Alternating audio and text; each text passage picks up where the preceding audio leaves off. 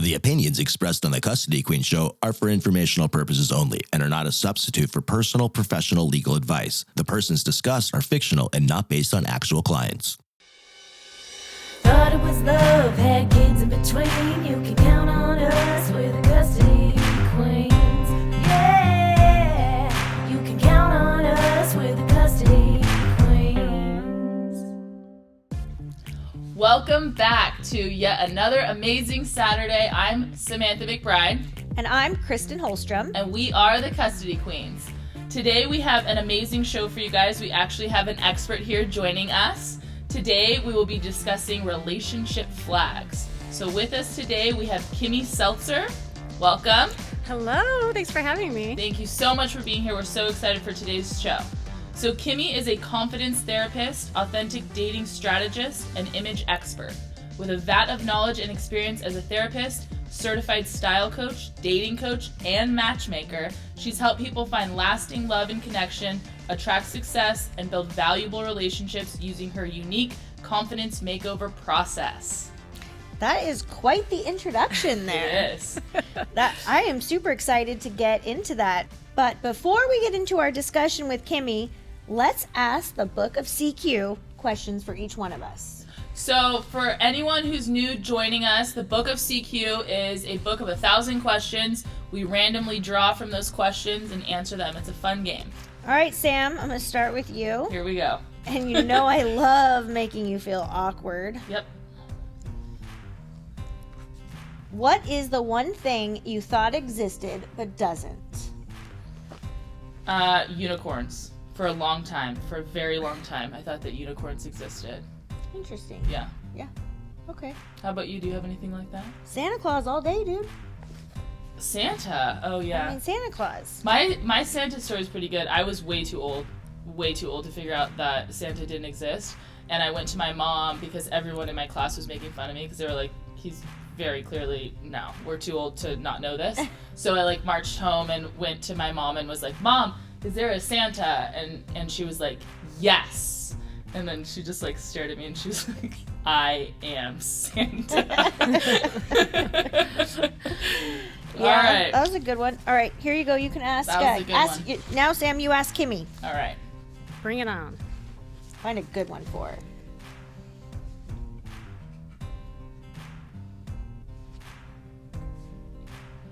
All right, Kimmy. What is the weirdest food combination craving you've ever had? Oh, I know exactly. When I was pregnant, I always craved tomatoes and cheese together. I don't know why. Like a cheese sandwich and dipping it in tomato soup. Ooh, that's... Yeah. That sounds It good. still kind of sounds good. Yeah, I was like, hey, I'm not hating. I could get on board. Yeah, I mean, and I love caprese salads, which is... Yes. I mean, yeah, I love those. I think that my weirdest was when I was pregnant, too, and it was maple bars, hot Cheetos, and Dr. Pepper. Dr. To Pepper. get at the same Yeah, time? and I don't even like regular Dr. Pepper, but when I was pregnant, it's all I wanted. Yeah, maple bar and hot Cheetos. Nice. What about you? I mean, I'm a dip girl. I always want some kind of dip. Yeah. I don't know that I have that. I mean, yeah. You do eat some weird things. Like what? Toast? I love toast. She does. And you always know when Sam's been at the office because you can find toast in our two toasters just hanging out all the time. All day. All day. I'll All day. re-toast it all day. No, that's a good one. All right, Kimmy, your turn I get to pick ask one? me. All right. Okay. Pick a good one, Kimmy. Pick a good one. There's probably toast in the toaster right now There's definitely. because she never actually makes it and eats it. Okay. I love toast. Do you think a guy should always pay? This is a good question. What about on the first date? I am a very independent woman, so no. Although if I was going on a first date, it would be nice to have someone do something nice for me, so I wouldn't decline someone paying for me. But I am a very independent woman, and so I'm a firm believer that if you're in a relationship, that is a partnership, and you both should put into it as much as the other one. And that might be a different, if there's a disparity of incomes, then obviously that changes. But I think that resentment builds if one person does everything, whether that's chores, whether that's financial obligations. But no, hey, I actually love paying for everyone else. So, I'm one of those. I am a huge giver, and I love taking care of other people. You really are. And I actually get kind of awkward when people try to take care of me. She also orders a whole menu. Yeah, going out to eat with me. Yeah, that is another reason I often pay, is that if I'm going out with friends, I always like, 10 different plates. And so I offer to pick up the bill because I know that they would have only ordered like 3. She eats like a bird, but she orders enough for an army every time. Options. Always good to have options. 100%. In many ways. All right, I think now it's time to go into our next segment. It is called Divorce Wars. This is where Kristen and I, and Kimmy is going to join us today, listen to a fictional fact pattern, and we analyze kind of how that fact pattern relates to the law. All right, so let's take a listen. This is Divorce Wars. This wealthy husband had a listed income of $1.5 million. He made most of his money here on the East Coast. At the end of the divorce process, it was revealed that the husband had another family in Seattle. He went by a different name and had an additional $14 million salary. How was he discovered living this double life? Seattle wife posted a picture on Facebook, tagged him with his West Coast name. East Coast wife posted a similar photograph of him. The facial recognition software tagged him with his West Coast name. But wait, there's more. Turns out he has a third wife and 2 children in the Czech Republic. He had moved to the United States to avoid family court and is still being pursued for extradition. Wow. I've heard of a potential second spouse, but 3s, that's interesting. A lot of this is going to come down to who was the first wife. Yeah, absolutely. And if we're kind of looking at this, at least from a California law perspective, you can only have one wife. So any of the other wives, even if they thought they were wives, are not legally married. That doesn't leave you without a legal remedy in California, though. You could potentially petition for what's called a putative spouse, which would give you quite close to the same rights, if not nearly identical to the same rights as if you were a wife or a spouse. So the first assessment that we would do in that case is just confirm or deny that the first marriage was actually valid. And if it was in the Czech Republic, it would need to be valid in that country. And then if one of the United States marriages, West Coast or East Coast, I'm not sure which one came first, whatever marriage was first, you would look at that, and then the subsequent marriages would likely be void. Obviously, we don't have all of the facts, but you can only be married to one person at one time, at least under California law. That's exactly right. And then there's a whole bunch of other issues kind of thrown in there regarding custody and support.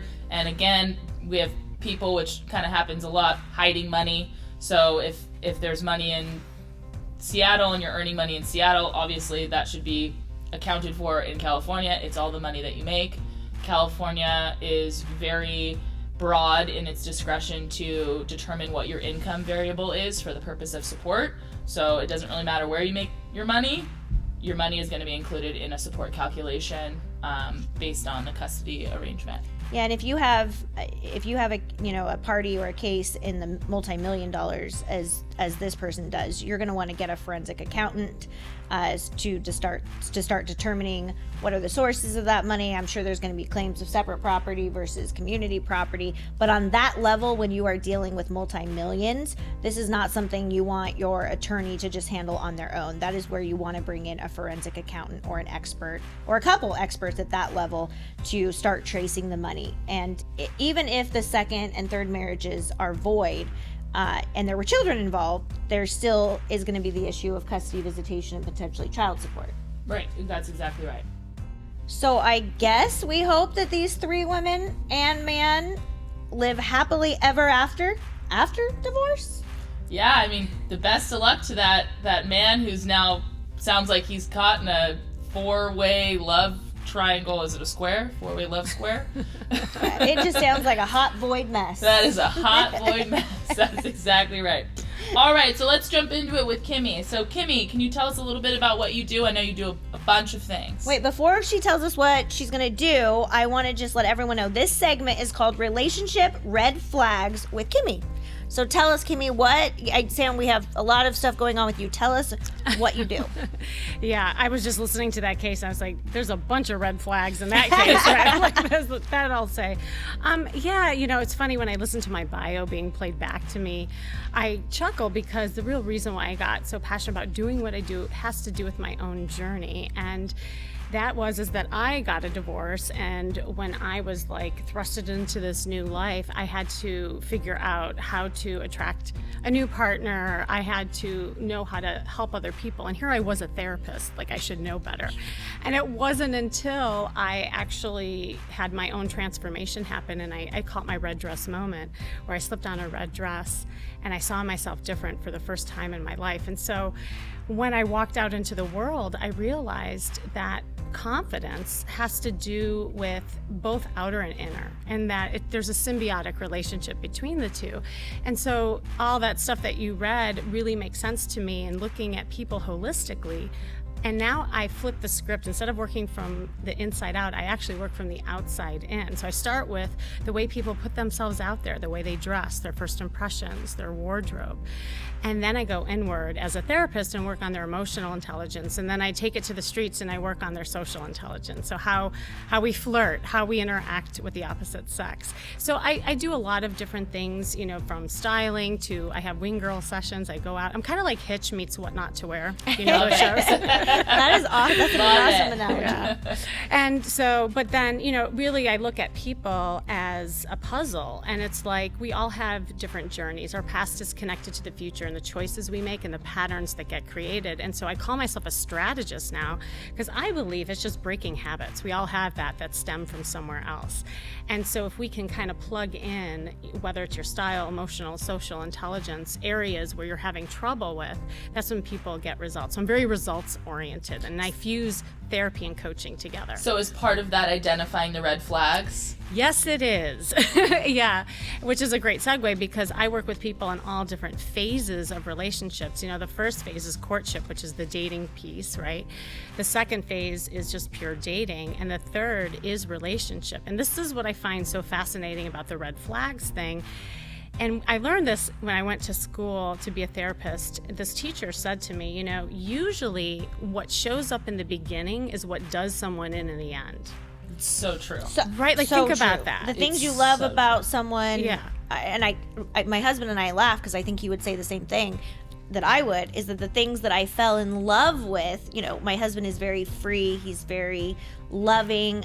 Not a lot bothers him. And that was very inviting to me, when I was much younger, and now it's kind of the bane of my existence sometimes, right? Because he's so go with the flow, and I love that about him. And he would say the exact same thing about me. I was probably way more go with the flow than I am now, but it's very true. Yeah, I was working with this woman, and what I like doing is going back to the beginning. It's like, what attracted you to this person to begin with? And this one woman was like, well, I tend to attract these really charismatic guys, and the guy at the time that she had a horrible breakup with, he turned out to be a narcissist. Well, she had to learn how to break the narcissist code, as I say, and what enamored her was his charisma and his charm, and he was such an extrovert, and she loved it, but she was really quiet. She dimmed her light. She didn't have her voice. Right. And so she attracted that. And so her journey was that she needed to learn how to flip the script and change the beginning of the story. And that is speaking her truth and, expressing how she feels and what she wants in the beginning of a relationship. Wow. Yeah, that's absolutely, that it kind of speaks close to home with all of my failed relationships. But yeah, it's really true. A lot of times when you meet someone or you start to date someone, you're like, okay, yeah, and there's this one thing, but it's not a big deal. And then that thing's the big deal in the end. It's the thing you brush off. Oh, everything else is great, or that's the problem, but but everything else is perfect, and it's always that problem that rears up in the end. Well, because in the beginning it's so exciting, right? It's like the honeymoon, and you might see the what I call pink flags in the beginning, but you overlook it because you're still in the kind of drug of the beginning of the honeymoon phase, right? And then that wears off, the drug wears off, and then the red flags start surfacing, and there you are. It's like, what do you do with them? And some things are workable, and some things are big red flags. Right. I love that, pink flags. Yeah, they're pink in the beginning.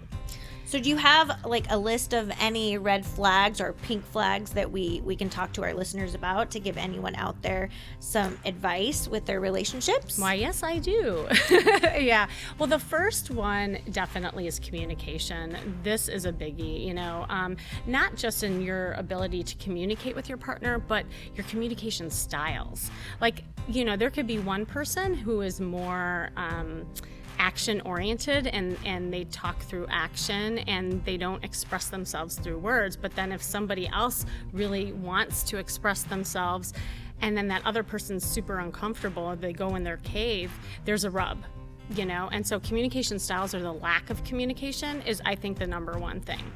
Number two, I would say, is trust. Trust is a biggie. And unless you're communicating, see, and that's where it kind of trickles down into the communication piece, because if the communication barrier is kind of broken, then trust becomes hard. And if you don't have trust, you don't have a relationship. You don't have anything. You really, because with trust, if you can't trust someone, it doesn't matter whether or not they are doing something wrong. You are so actively concerned with the idea of, can I trust this person, that I think you're like creating an inner torture.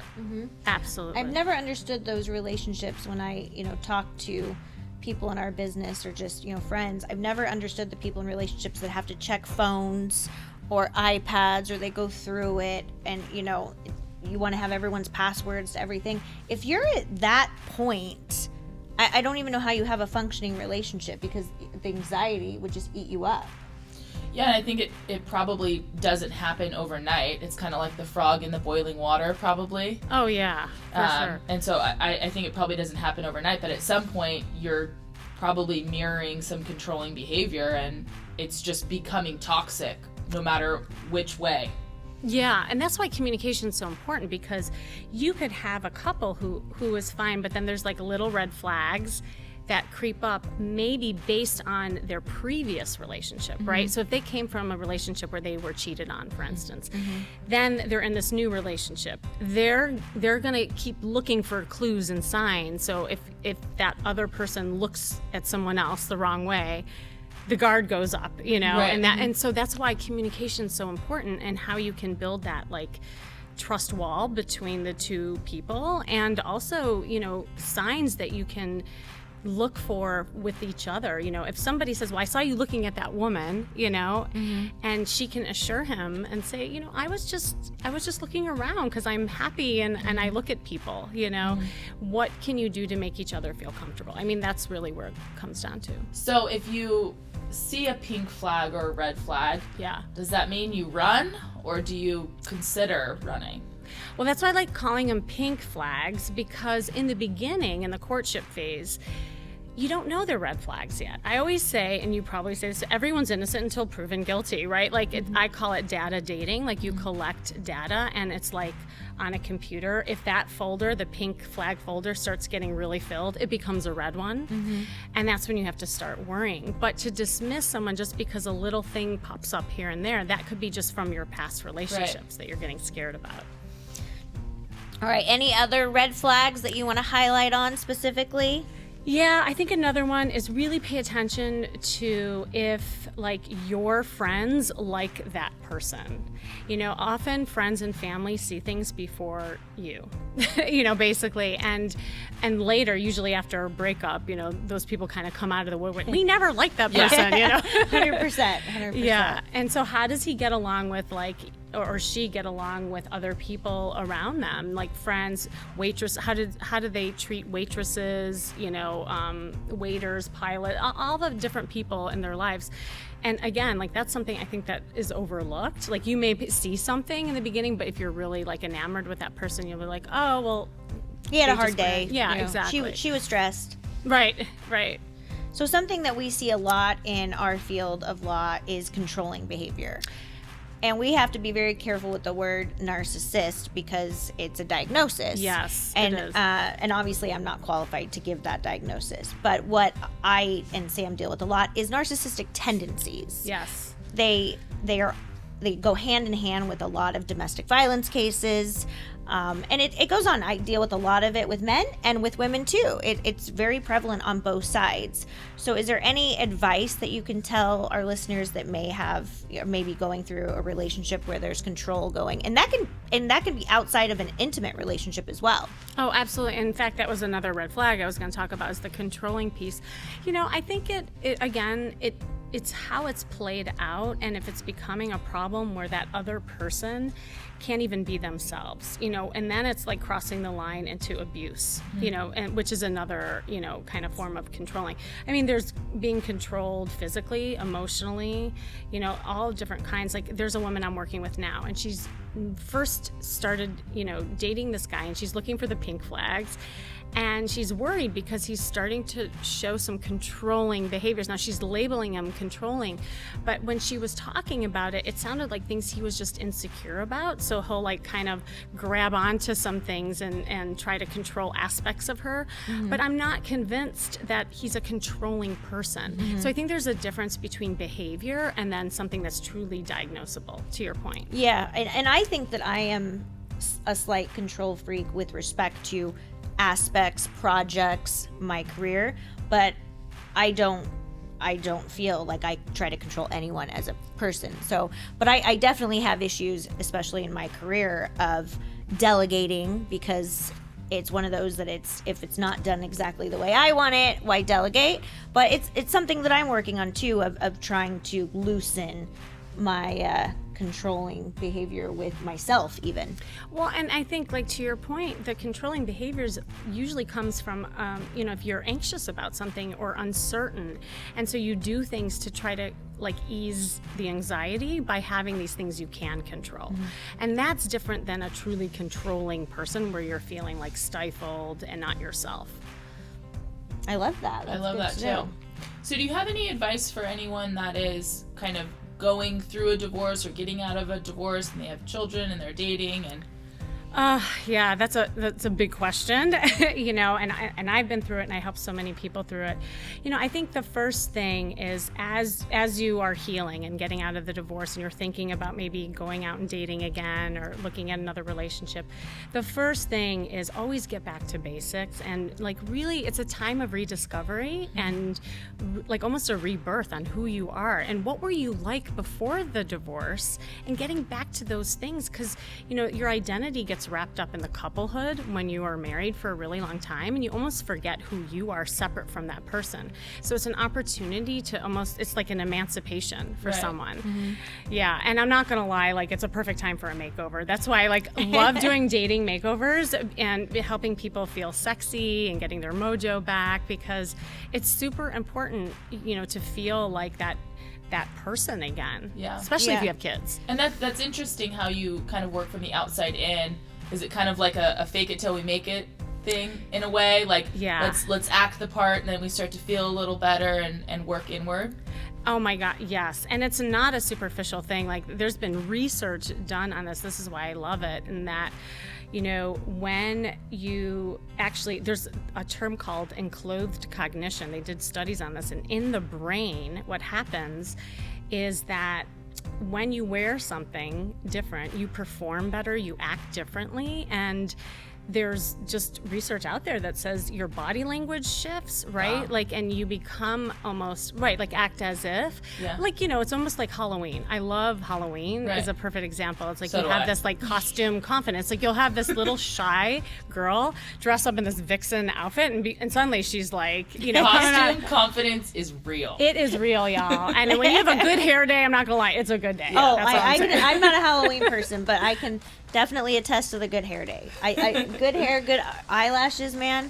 100%. See, the costume would be good for you for releasing the control, Exactly. right? I hate Halloween. I loved, my kids have 3 costumes each, but I don't know. I've just never been, but maybe that's, I don't know. Maybe I'll have you on the couch one of these days. We'll kind of explore what that's about for you. I'm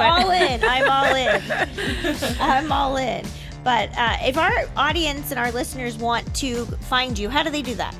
Yeah, the easiest to go to my website. It's KimmySeltzer.com, Kimmy Seltzer, like the water.com. And pretty much all my handles are at Kimmy Seltzer. But if anyone has a question and they want to be in my community, go to askkimmy.com. And you can ask me a question, and I have all sorts of goodies, like you can take the dating archetype quiz to see what kind of dater you are, and all of those things. So That's great. Do you work with just people that are going through breakups or separations, or do you work with men, women of all types? I do not discriminate. I work with people of all kinds, all ages, men and women, and going through many different phases of relationships. A lot of times the people who come to me for dating advice, like they get into successful relationships, and then it's kind of the next phase, helping them. But sometimes people come to me who are, already in relationships, and they want to learn how to just better themselves for the sake of the relationship. That's great. I love that. All right, well, we have to wrap it up. This was another great show. Gone too fast. I know. Thank you so much for being on our show today. It was very interesting. I don't think I can ever call it a red flag before I call it a pink flag from now on. And you said pink is your favorite color. I know. So I'm going to take that and I'm going to run with it. But thank you again for being Thank here. you. Kristen and I are so appreciative of everyone for listening. Please make sure you keep listening to us every Saturday at 8:30 a.m. on Go Country 105. You can also check out our social medias. We have Custody Queens on air. You can follow Kristen at Custody Queen Kristen. You can follow me at Samantha McBride. And if you guys want to call in if you have a question or need a consult or anything that you've heard today, you want to get in contact with Kimmy or anything in between, please feel free to give us a call at 1-800-419-7772. That's 1-800-419-7772. And remember, let love rule.